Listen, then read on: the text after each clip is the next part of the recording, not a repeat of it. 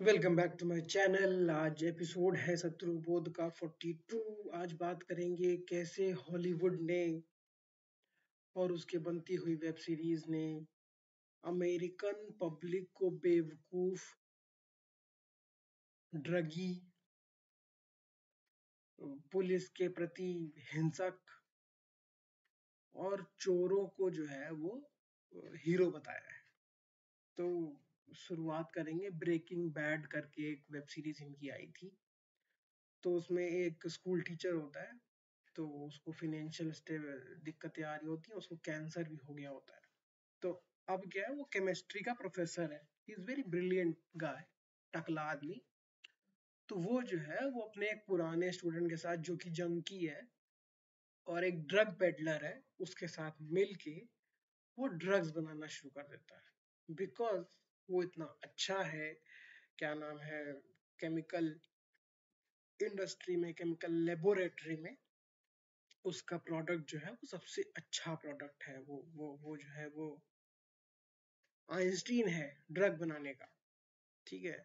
उसके बाद उनके पैसे इंप्रूव होने लगते हैं, उसके बाद क्राइम और नाटक, और उसके बाद इतना पैसा आ जाता है कि वो पैसे को कैसे वाइट करे या फिर कैसे अपने बच्चे को ट्रांसफर करे, इस मामले में पूरी पूरी वो वेब सीरीज है।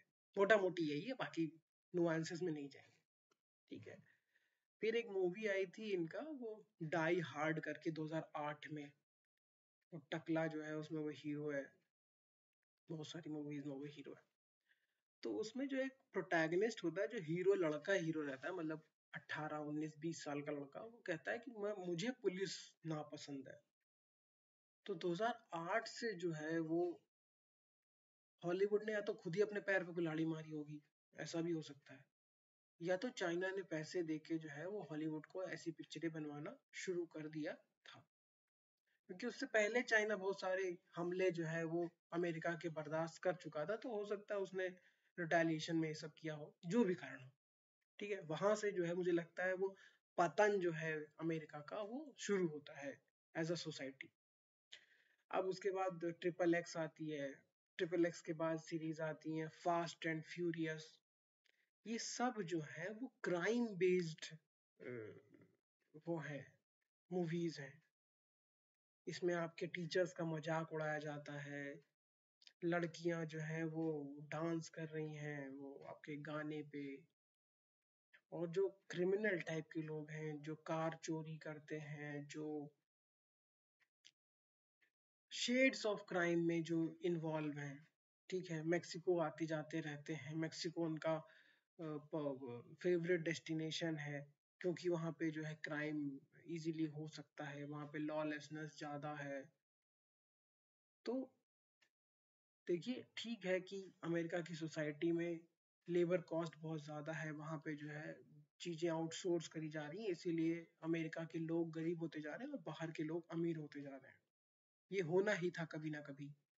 जब आप एक ज़्यादा अमीर हो जाते हो तो आदमी जो है वो चीप लेबर के चक्कर में देश से बाहर ही जाता है। ये सारे देशों के साथ हुआ है, और ये चाइना के साथ भी होगा आने वाले 20 30 सालों में। जब हाँ, और होने भी लगा है। उन्होंने बहुत सारी छोटी इंडस्ट्रीज उसमें जूता बनाने की है, या फिर असेंबल करने की जो फैक्ट्रीज हैं वो अफ्रीका में, इंडोनेशिया में, वियतनाम में, मलेशिया में ट्रांसफर भी करी हैं। एक तो टैक्सेस बचाने के लिए भी, और बाकी उन लोगों ने करी भी है। मतलब इंडोनेशिया वाले इतने बेवकूफ तो नहीं है ना कि वो कभी सीख ही नहीं पाएंगे जूता बनाना, या फिर वो मार्केट सप्लाईज को समझ नहीं पाएंगे, वो सप्लाई चेन्स को समझ नहीं पाएंगे। वो समझ जाएंगे 20 30 साल बाद, कंपटीशन करना शुरू कर देंगे। ठीक है। तो ये तो कारण ही है अमेरिका के डाउनग्रेड का। मेन कारण ये है कि कैसे उनके दिमाग को जो है वो क्राइम की तरफ बढ़ाया गया है, और क्यों जो है वो अमेरिका के लोग, गरीब लोग, वो कैमरे के खिलाफ है। उनको जो है अपनी प्राइवेसी में वो है वो नहीं चाहिए। जबकि काहे की प्राइवेसी है? आप इंस्टाग्राम पे सब कुछ डाल ही रहे हो, आपका मोबाइल दिन रात ट्रैक किया जाता है, फिर भी पता नहीं कैसे जो है वो एक क्राइम करके एक आदमी भागता है, उसको 100 100 किलोमीटर तक ये लोग दौड़ाते हैं हाईवे पे, फिर वो भागता है, फिर वो गली में भागता है, फिर वो यहाँ भागता है, फिर वो वहां भागता है। वो चलता रहता है, फिर वो गायब हो जाता है। क्या उसके पास कोई इलेक्ट्रॉनिक डिवाइस थी ही नहीं? क्या वो उसके बाद कभी किसी इलेक्ट्रॉनिक डिवाइस पे नहीं आएगा? क्या उसके फिंगरप्रिंट उस गाड़ी में नहीं मिले?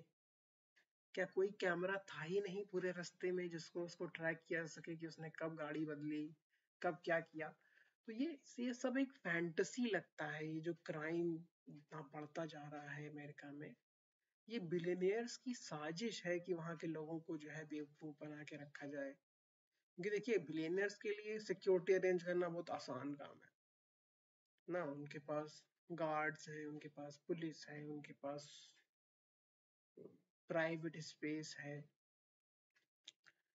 एक जगह है जहाँ पे वो जेफ बेजोस रहता है, तो वहां पे उसने जानबूझ के ऊंची घास लगा रखी है, मतलब 10, 12, 15 फीट की घास लगा रखी है। और सरकार जो है 8 फीट से ऊंची घास पे जो है पेनाल्टी लगाती है। तो वो हर साल पेनाल्टी देता है, ऊंची घास लगाने की हर साल वो पेनाल्टी देता है, लेकिन उसके घर में कोई झांक नहीं सकता है। तो किस तरीके से अमेरिका की सोसाइटी ने अपने आप को क्राइम के रास्ते पे पहुंचा दिया है, यही सबसे मेन वो है कि लोगों को लगता है कि वो अगर ड्रग्स करते रहेंगे तो वो खुश रहेंगे। उनको ये नहीं समझ में आ रहा है कि काफी देश जो है वो उनके खिलाफ हो चुके हैं, हो रहे हैं। कैसे जो है लिविंग कॉस्ट बढ़ रही है, तो उन लोगों को और चीजों पे वो करना चाहिए। तो एक क्रिमिनल माइंडसेट जो है वो अमेरिकी नागरिक का हो गया है। इस बारे में ये वीडियो है। और कैसे भारत इस रास्ते पे चल रहा है, इस पे ज्यादा वीडियो है, क्योंकि वीडियो तो हिंदी में है भाई, अंग्रेज तो देखेंगे नहीं इसको। तो भारत के लोग ज्यादा देखेंगे, उन्हीं से बात करनी है। तो जब वरुण धवन ना, जो आपके क्या नाम है, प्रोफेसर का मजाक उड़ाता है, या वो कहता है तेरा ध्यान किधर है, तेरा हीरो इधर है, लड़की छेड़ता है, तो आपको ये समझ जाना चाहिए कि ये जो है वो भारत में वही काम करने जा रहा है कि जो पुलिस से हम लोग नफरत करें, प्रोफेसर्स का मजाक उड़ाएं। इससे पहले इमरान हाशमी जो है वो बेटिंग को इतना उसने लीगल कर दिया था, 2014 से पहले वो पिक्चर आई थी। लोगों को इतनी पसंद था उसका गाना, उसकी हीरोइन। आज पता नहीं वो हीरोइन कहाँ मरी पड़ी है, ये जिंदा भी है, तो किसी को क्या फर्क पड़ता है। तो बेटिंग जो है उसने नॉर्मल कर दिया कि अरे मुझे तो सब पता है बेटिंग के बारे में। तो एक हीरो कंटेंट बना दिया बेटिंग के अराउंड। तो वैसे ही ये लोग जो हैं वो क्राइम को, बॉलीवुड क्राइम को कैसे लीगलाइज करता आया है, डॉन को हीरो बताता आया है। वीरप्पन को इसने कई बार हीरो बताने की कोशिश की है। वीरप्पन का क्या केस है? वीरप्पन एक स्मगलर था जिसको सिक्योरिटी फोर्सेस ने मार दिया। तो हीरो कौन होना चाहिए, सिक्योरिटी फोर्सेस की वीरप्पन? तो ये पूरी पुष्पा की कहानी क्या चली आ रही है? पुष्पा भाई वो पूरे थाने को खींचे ले रहा है, खरीदे ले रहा है, सीएम से वो दोस्ती कर रहा है। तो ये क्रिमिनल एलिमेंट्स को हम लोग को लाइनाइज करना है कि हमको चाहिए वेदांता की कॉपर इंडस्ट्री, जिसके खिलाफ जो है वो चेन्नई में मिशनरी जो ऑर्गेनाइजेशन है उन्होंने प्रोटेस्ट किया था। हमें इंडस्ट्री चाहिए कि हमें वीरप्पन चाहिए। हमें क्रिटिकल मिनरल्स में माइनिंग चाहिए कि हमें वीरप्पन चाहिए। लोग कहते हैं कि झारखंड में अडानी नहीं चाहिए। अरे अडानी नहीं आएगा तो बड़ी मशीन नहीं आएगी, बड़ी मशीन नहीं आएगी तो ज्यादा मटेरियल निकलेगा, ज्यादा मटेरियल निकलेगा तो ट्रक वालों को कम जॉब मिलेगी। कितने लोग तो झाड़ू लगाने के लिए, पोछा लगाने के लिए जो है वो अडानी झारखंड में नौकरी देगा। फिर वहां पे लोग बाहर से आएंगे, लखनऊ, बैंगलोर, पुणे से इंजीनियर आएंगे, वहां पे काम करेंगे। वो नौकर रखेंगे, ड्राइवर रखेंगे, स्कूल में पढ़ेंगे तो टीचर रखेंगे, टीचर में आया रखेंगे। हो सकता है उन बच्चों से आपको कुछ सीखने मिले, बाहर की भाषा कैसी होती है, बाहर की बोली कैसी होती है, अच्छे कपड़े क्या होते हैं, महंगी कार क्या होती है। नहीं, अडानी बुरा है, हमें जंगल में रहना है, सरकार अडानी को जमीन बेचे दे रही है। अरे उस जमीन का तुमको क्या करना था, उसमें खेती करनी थी क्या? तो इन लोगों को पहचानिए कि जो लोग भारत को इंडस्ट्री के खिलाफ लेके जा रहे हैं, जिनको कॉपर की इंडस्ट्री नहीं चाहिए, जो नहीं चाहते झारखंड में जो है अडानी कोल प्लांट लगाए, वहां से कोयला बाहर ले जाए। अरे कोयला बाहर नहीं जाएगा तो क्या करेगा क्या झारखंड? झारखंड में कौन स्ट्रॉबेरी होती है कि उसको एक्सपोर्ट करेगा? है ना? जो किनारे के प्रदेश हैं जैसे आंध्र प्रदेश हो गए, ये लोग तो श्रिम्प उगाते हैं। वेस्ट बंगाल श्रिम्प उगाता है, मुझे लगता है तमिलनाडु भी श्रिम्प उगाता होगा। कुछ दिन में हो सकता है गुजरात भी श्रिम्प उगाने लगे। लेकिन जो जैसे झारखंड लैंड लॉक्ड है, ये लोग क्या कर सकते हैं? इनके पास अगर मिनरल्स हैं तो मिनरल्स ही तो बेचेंगे। तो उन मूवीज पे ध्यान दीजिए जिसमें रामाधीर सिंह जो है वो दुश्मन है क्योंकि वो बड़ी सी मशीन लगा रहा है।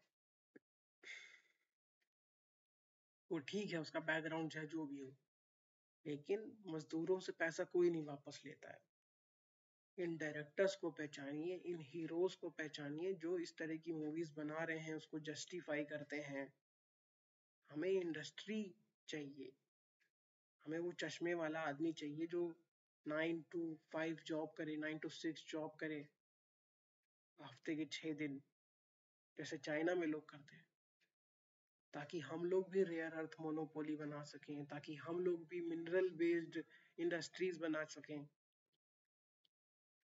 नहीं तो एक से एक बेवकूफ जो है वो दिल्ली और बम्बई में प्रोटेस्ट करते रहेंगे, ना कोई मेट्रो बनेगी और ना कोई इंडस्ट्री आएगी भारत में। Thank you. बॉलीवुड से सीखिए और बॉलीवुड में उसको कॉल आउट करिए। आपका एक कमेंट जो है वो इंडस्ट्री की दिशा चेंज कर सकता है। धन्यवाद।